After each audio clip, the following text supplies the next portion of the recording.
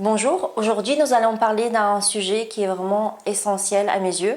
C'est concernant les naissances naturelles et comment retrouver son pouvoir féminin, sa souveraineté féminine à travers cet acte si important.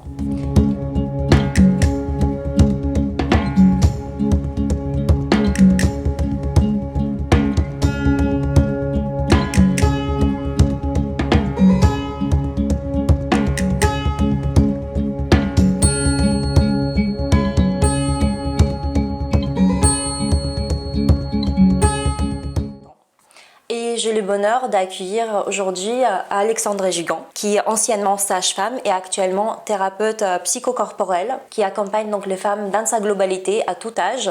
Merci déjà de me permettre de faire cette vidéo avec toi. Donc oui, psychocorporel, c'est pouvoir mettre le lien entre le corps et l'esprit. Et je voyais qu'au-delà de mon métier de sage-femme, j'avais besoin d'aller encore un peu plus loin. Donc après avoir exercé pendant 5 ans en libéral, d'avoir accompagné les naissances à domicile, j'ai quitté l'ordre des sages-femmes pour aujourd'hui être dans une activité de thérapeute. Et en effet, pour accompagner toujours la grossesse, le postpartum et accompagner la femme dans tous les âges comme tu disais, et notamment pour se reconnecter à son bassin, à son utérus, à son périnée. Se reconnecter à sa sexualité, à sa sensualité. Donc c'est aussi bien pour une femme qui a pu vivre un trauma dans l'intime ou une naissance qui a été vécue comme telle, ou simplement peu de plaisir dans la sexualité, ou une zone là qui n'est pas du tout sentie ou qui est tabou. Voilà, on vient remettre de la présence, de la conscience par beaucoup de pratiques corporelles, et notamment avec l'outil de l'eutonie, qui est une technique de trouver le juste tonus musculaire.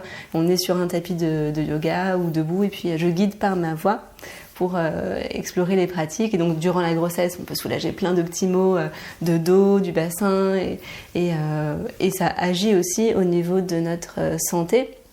Puisqu'on remet de la conscience dans un espace du corps, du coup il va retrouver aussi plus de mobilité et de respiration, et donc la physiologie elle peut reprendre son cours, et ça va en effet, il va y avoir plus de circulation sanguine, lymphatique, et tout va pouvoir retrouver son équilibre et son harmonie. Donc voilà, aujourd'hui j'accompagne en individuel et en collectif aussi pour des retraites ou des ateliers ou des cercles de femmes. Donc c'est vraiment magnifique tout ce que tu fais en fait autour du sujet de la femme, parce que je pense qu'il y a vraiment un grand besoin dans ce domaine en fait, parce qu'on a tous plus ou moins des choses à travailler dessus, et on a tous plus ou moins soit des blocages, soit des traumatismes, peut-être aussi un manque de connaissances sur certains sujets, et aussi justement par rapport à tout ce qui est accouchement, grossesse. Également je pense qu'on a vraiment un grand manque d'informations concernant tout ce qui est naissance naturelle. Peut-être tu peux nous dire un petit peu un mot, comment t'en es venu justement sur le sujet des naissances, sur l'accompagnement des naissances. Durant mes études de sage-femme, j'étais en stage, et puis je me rendais compte que ce que je voyais me mettait un inconfort dans mon corps, et je me demandais un peu ce qui se passait, que j'étais persuadée que ça pouvait être autrement. J'avais une image en fait d'une naissance dans la pénombre, dans le calme, avec le compagnon soutenant, la sage-femme qui est juste dans un coin, voilà, c'est calme, et puis quand le bébé naît, waouh, le temps s'arrête. Et arrivé en salle de naissance à l'hôpital avec les néons, la femme à 1 mètre du sol, on lui demande de pousser, il y a toute une ambiance médicale un peu aseptisée, un peu tendue, et je me disais mais ça ressemble pas du tout à l'image que j'ai de la naissance. Et puis j'ai été choquée de cette première naissance que j'ai vue. Je suis sortie de la pièce, j'avais la tête qui tournait, je me disais mais c'est pas possible. Puis je suis revenue, puis j'ai vu l'épisiotomie, je suis ressortie, et puis je suis rentrée, j'ai vu le placenta, j'étais pas prête, j'ai fait oh mon Dieu.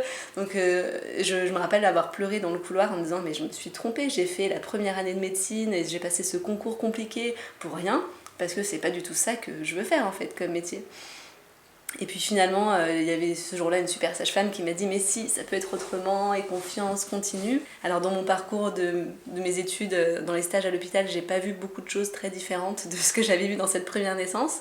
mais j'ai pu rencontrer des femmes qui avaient accouché chez elles, des sages-femmes qui les avaient accompagnées, et là je me suis rendu compte que oui, je n'étais pas seule, je n'étais pas folle, d'autres personnes pensaient comme moi, et donc j'ai pu creuser un peu plus de ce côté-là, et en parallèle de mes études, faire des stages, des formations sur les naissances naturelles avec des sages-femmes d'autres pays, avec voilà, des gens très pointus, ou en eutonie aussi, qui me donnaient une autre approche de la naissance, il n'y a pas d'effort à faire, il n'y a pas à pousser, le corps est fait tout seul, et retrouver la confiance dans cette intelligence corporelle qu'on a.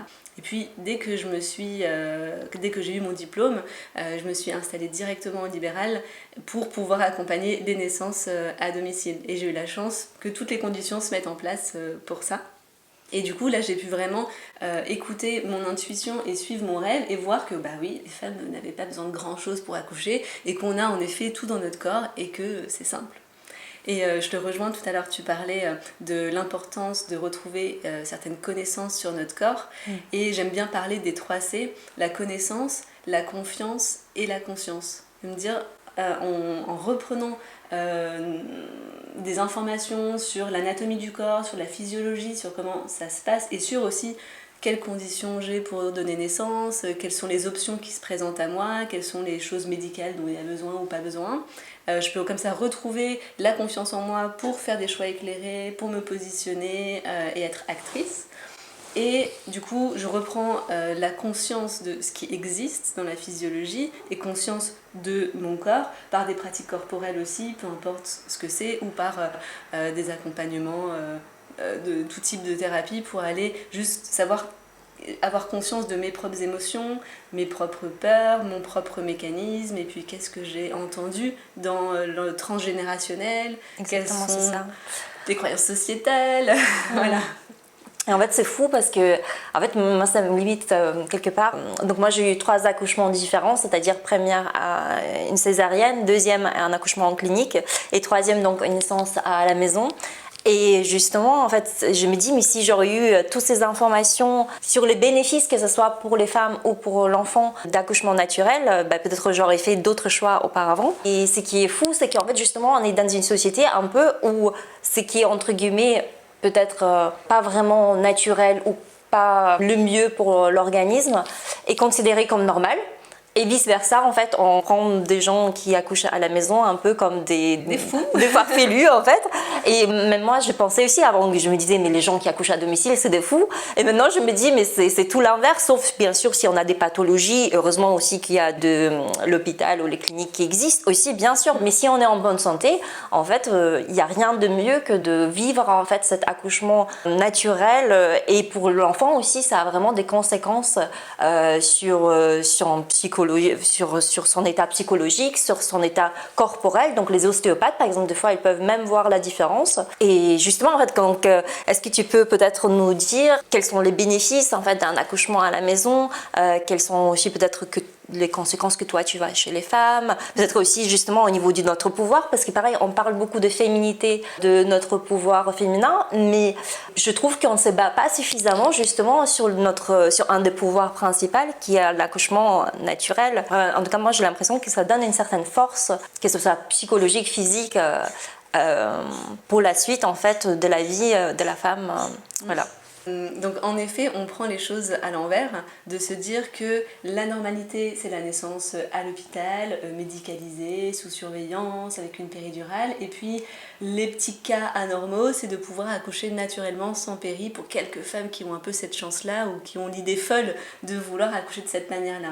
Et l'idée, c'est de prendre ça dans l'autre sens, que la physiologie de base, naturellement, on sait accoucher, le corps, il sait faire, le bébé, il sait se donner naissance, et on a simplement à recréer les conditions extérieures au niveau de la lumière, au niveau de la chaleur, au niveau de la confiance en soi, d'où tout le travail durant la grossesse sur les peurs, pour avoir le jour J confiance en soi, être dans les conditions qui vont nous permettre de laisser le corps faire naturellement dans sa physiologie et donner naissance, voilà, comme n'importe quel animal.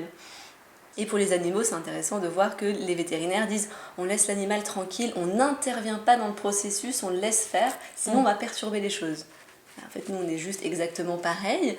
L'idée, c'est de mettre juste notre mental en off, éteindre le néocortex et laisser le corps faire. Et l'intensité des contractions, elle est aussi là pour mettre là-haut en off, tellement c'est puissant et intense, mais c'est pas forcément douloureux. Ça nous permet juste de nous mettre dans notre petite bulle et puis laisser les choses faire en connexion avec bébé.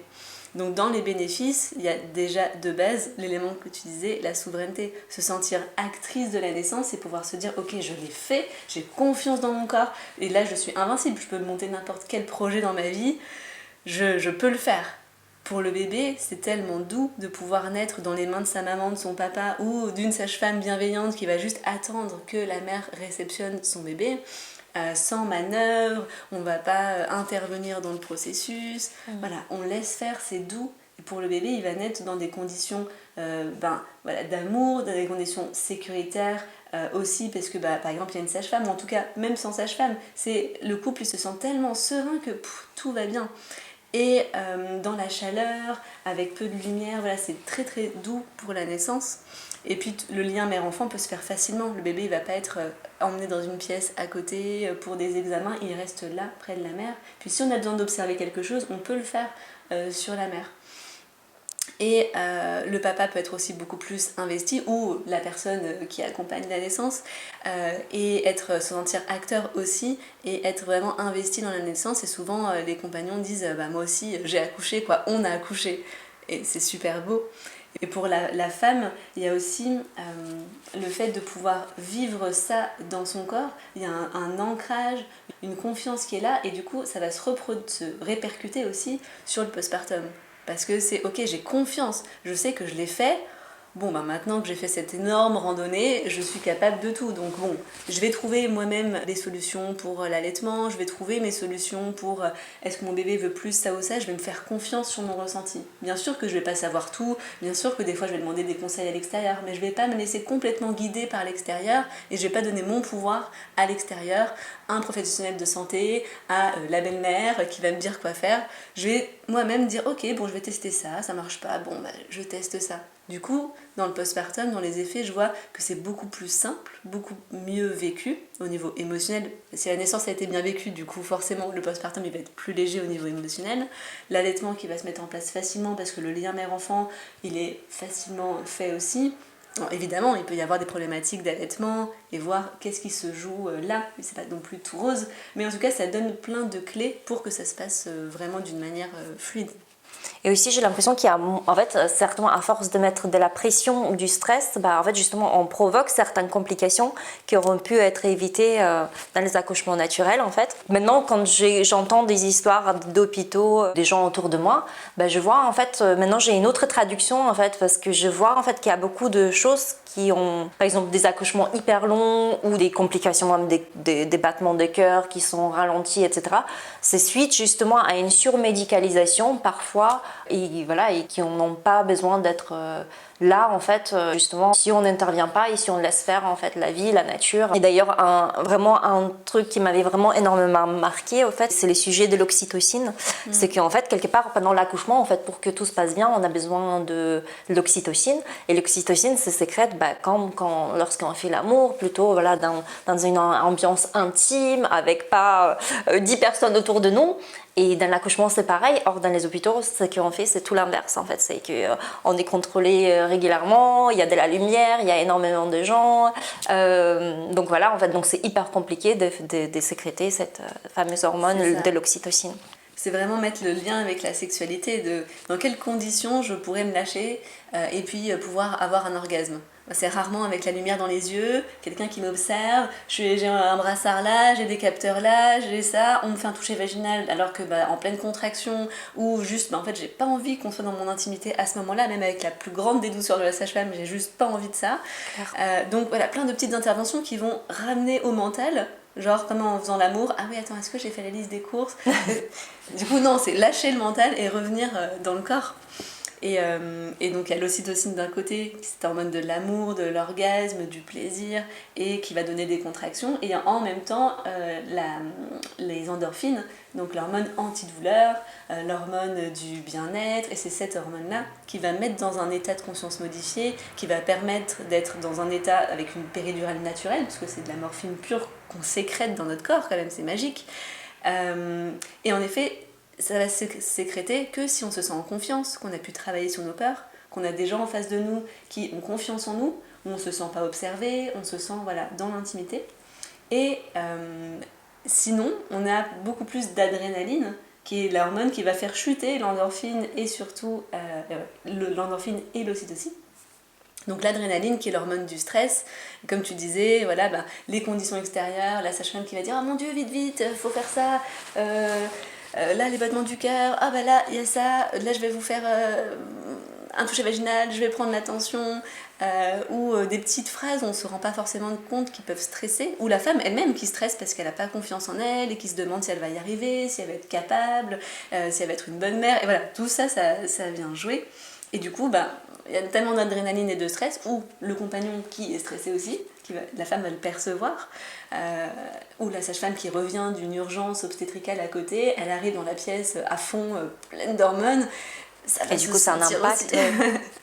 Donc là, alors là, on parle de la naissance à la maison, mais ça peut très bien être aussi en maison de naissance, en plateau technique ou à l'hôpital, de pouvoir accoucher naturellement, mais en reprenant pleinement son pouvoir et en étant actrice au point de créer les conditions dans la pièce qui vont me permettre d'accoucher comme je veux. Si on me dit allongez-vous, non en fait, si je suis bien debout, je vais rester debout. Et je prends ce pouvoir-là de le faire. Et je pense que ça c'est hyper important parce que pareil, j'entends plein de femmes qui disent mais j'ai pas envie de faire ça, ou même pour leur bébé ou même pas dans la grossesse. En fait, en restant, je trouve que on a vraiment une sensibilité encore plus accrue et donc vraiment une intuition aussi assez développée. Et c'est fou pas comment on ne s'écoute pas parce qu'on se dit une telle personne elle sait mieux que moi et tout. Je pense que vraiment pour moi c'est ça en fait que je trouve hyper important, c'est que peu importe où vous accouchez, que ce soit à la maison ou en maison de naissance ou en clinique ou à l'hôpital, en fait c'est vraiment de reprendre notre pouvoir, vraiment notre souveraineté, de vraiment de se faire confiance en fait, c'est vraiment quelque chose qui est en nous. Il n'y a personne d'autre mieux que nous qui sait ce qui est bon pour nous et comment il faut faire. Et est-ce que tu peux nous dire donc du coup un mot de fin, peut-être clôturer sur comment on peut te retrouver sur ton site, ce que tu proposes? Ok. Là, le conseil que j'aurais envie de donner, c'est de se faire confiance et surtout de s'informer, de prendre le temps d'aller lire, d'écouter des podcasts, de questionner les professionnels de santé, d'oser voir des thérapeutes, voilà, faire de la sophro, de l'hypnose, du yoga, peu importe ce qui marche, ou ça peut être simplement de la danse, marcher en nature, en tout cas pour se reconnecter à son corps et aller chercher le moyen d'être le plus apaisée, le plus sereine possible, voilà, d'accueillir les peurs, d'accueillir vraiment ce qui est là en authenticité, de se dire voilà, ok, je suis humble et je vais voir vraiment ce qui se cache à l'intérieur de moi et dans mon histoire. Déjà, voilà, de retrouver cette connaissance-là de base. Pour les bienfaits du bébé, je vois aussi en postpartum, du coup je parlais de l'allaitement, de toute la confiance que le bébé peut avoir, et on peut, je vous invite à vous renseigner sur le continuum, le concept du continuum, de se dire qu'en fait durant la grossesse, la mère est en lien avec son bébé, et puis ensuite la naissance, si elle est encore plus en lien, on continue en fait de tricoter l'histoire avec son enfant, et puis en postpartum, pareil. C'est vrai qu'à la maison, ou en tout cas sans une intervention, sans une péridurale qui peut des fois couper un certain ressenti avec le corps, là on vient garder ce continuum de sensations et ce lien qui peut se faire et qui peut être plus facile aussi par la suite. Et après de pouvoir porter son bébé, voilà. Et souvent quand on va accoucher de manière naturelle, on va se questionner sur comment alimenter l'enfant après avec la DME, le portage, la motricité libre, donc ça ouvre à tout un pan derrière pour le bébé aussi. En fait c'est tout un autre monde en fait qu'on découvre, et c'est impressionnant, mais même par rapport même aux bactéries ou les microbes, enfin on va dire l'écosystème microbien en fait dans lequel on accouche lorsqu'on accouche à la maison, ça a aussi tout un autre impact même sur le système immunitaire de l'enfant à venir et tout. Donc c'est ça, on a les bactéries naturelles de la maison qui sont pas nocives et qui vont pouvoir peupler toute la flore de l'enfant, en plus de la flore vaginale par laquelle il passe, qui va booster évidemment l'immunité, le point important, voilà, pouvoir protéger la santé de son enfant et la booster simplement par une naissance voix basse, et une naissance à la maison, ça augmente encore plus ça. Et merci pour cette interview. Et puis pour me retrouver, j'ai Instagram et Facebook à Naissance de Femmes, tout attaché, et femmes au pluriel, et mon site internet alexandrajugan.com. Et actuellement, je propose un programme périnée vivant pour les femmes qui ont besoin de se reconnecter à leur bassin, à leur périnée, que ce soit en postpartum ou suite à des traumas intimes, suite à pas de sensation dans la sexualité ou pas de désir, un peu le no man's land ici, ou bien des femmes qui vivent du vaginisme, des dyspareunies, toutes les douleurs au niveau vaginal et notamment dans la sexualité. Donc ça peut aussi être si on a envie de l'endométriose ou tout type de pathologie intime. Et là, on a besoin juste de se reprendre son pouvoir et remettre de la conscience et de la douceur dans cette zone. Voilà. Bon, c'est super, donc franchement allez voir donc son site, son Insta, son Facebook, parce que Alexandra, moi je sais que quand je t'ai vue la première fois j'avais vraiment des frissons et tout, parce que tellement ça se voit qu'elle est passionnée, qu'elle connaît vraiment son sujet, que vraiment c'est magnifique tout ce que tu fais.